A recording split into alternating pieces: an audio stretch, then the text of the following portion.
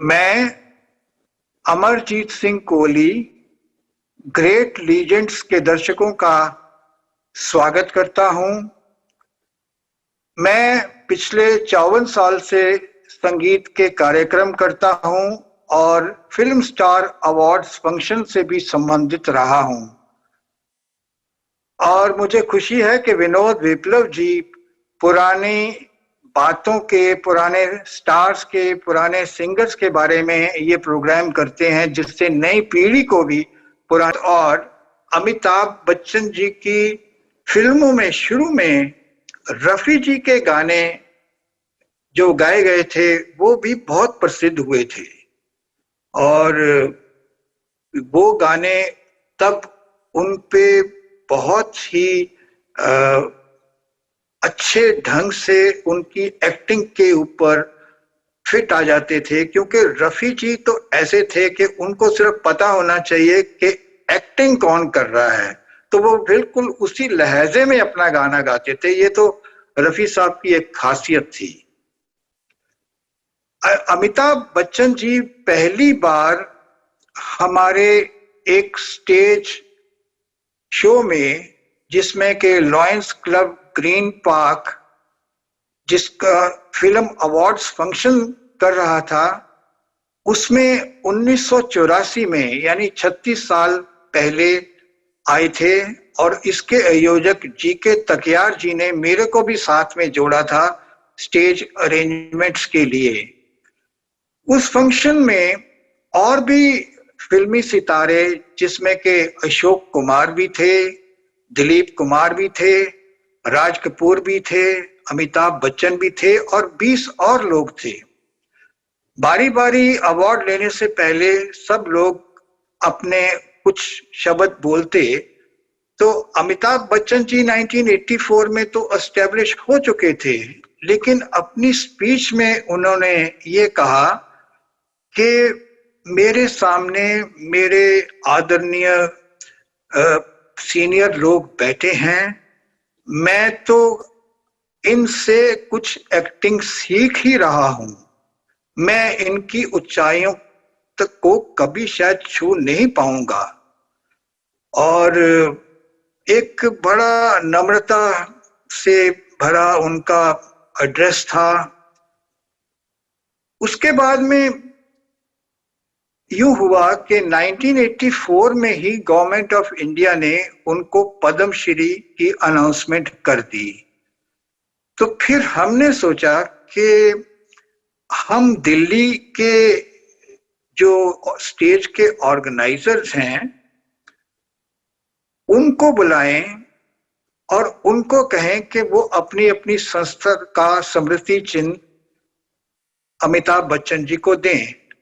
ये function lions club green park ने आयोजित किया था और जिसमें मेरे को भी बुलाया गया, क्योंकि मैं तो खैर संबंधित ही था। और मैंने भी उनको अपनी संस्था युग कला संगम का एक अवार्ड या एक स्मृति चिन्ह उनको पेश किया।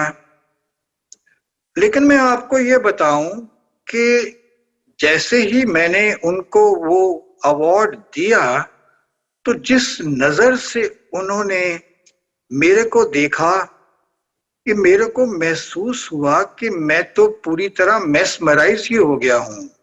उनके सामने मैं बहुत ही मेरी कोई हस्ती नहीं थी, पर उस नजर में उन्होंने लगा मेरे को बहुत ऊंचा स्थान दिया, क्योंकि मैं अवार्ड दे रहा था।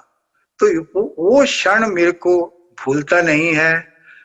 और मैं ये भी बता दूं कि ये शर्ट जो मैंने आज पहन रखी थी, उस दिन भी 36 साल पहले मैंने यही शर्ट पहनी थी। और मेरी एक फोटो भी है उनको अवार्ड देते हुए इसी शर्ट में, जो भी आप देखेंगे।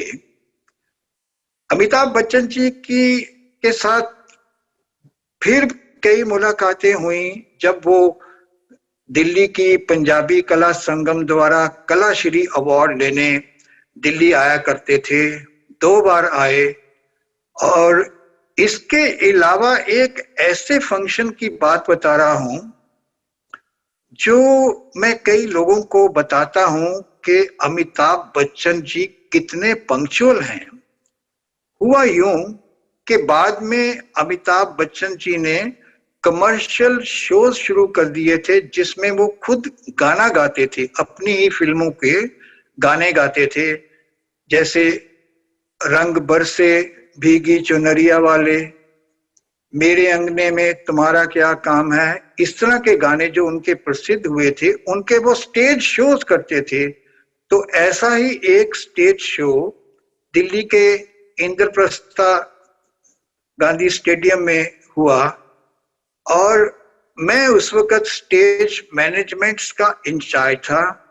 शो तो 6:30 बजे होना था, लेकिन हमें मैसेज मिला कि अमिताभ बच्चन जी 4 बजे वहां पे आके साउंड सिस्टम को टेस्ट करेंगे और ऑर्केस्ट्रा के साथ सेटिंग करेंगे, लेकिन उनका मेन इंटरेस्ट है कि साउंड सिस्टम कैसा है।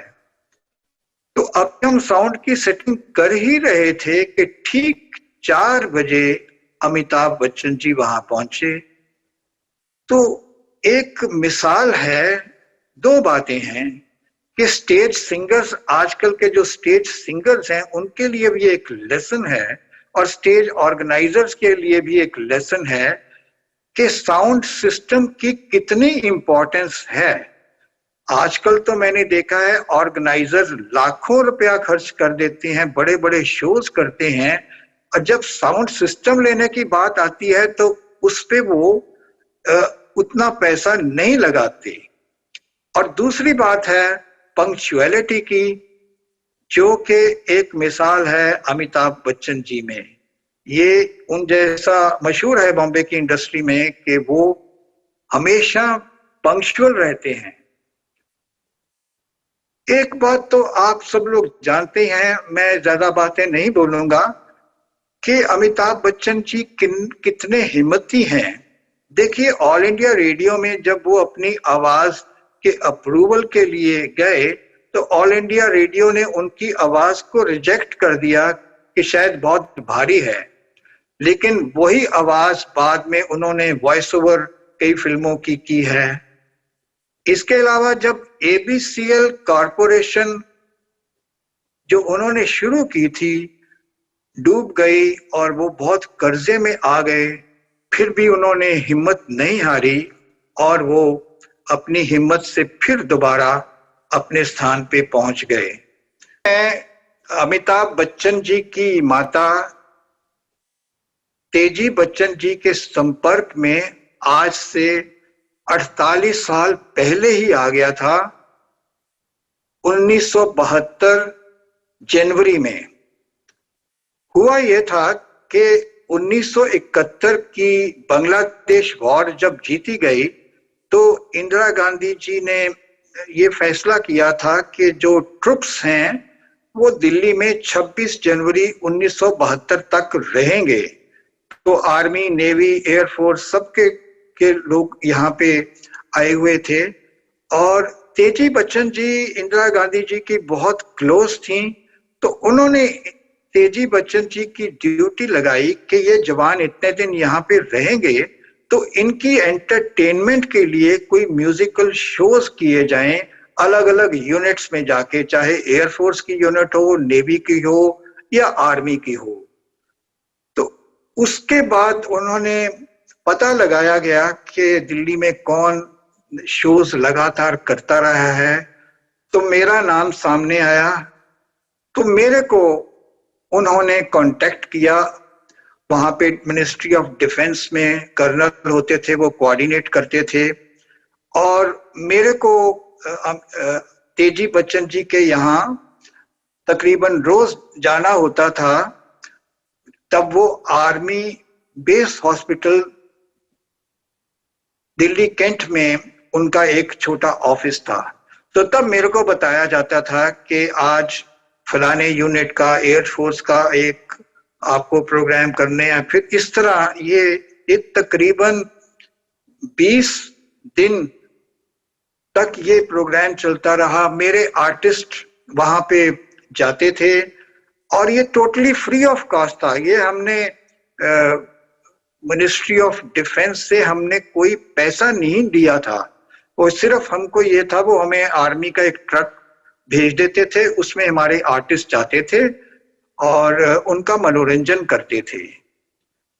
और बाद में मैंने जब कल्पना चावला एक्सीलेंस अवार्ड्स शुरू किए तो 2007 में मैंने अमिताभ बच्चन जी को कांटेक्ट किया कि हम इनको कल्पना चावला एक्सीलेंस अवार्ड देना चाहते हैं, क्योंकि इन्होंने समाज सेवा भी की है, और बताया कि ये अवार्ड कल्पना चावला के फादर बनारसी लाल चावला देते हैं।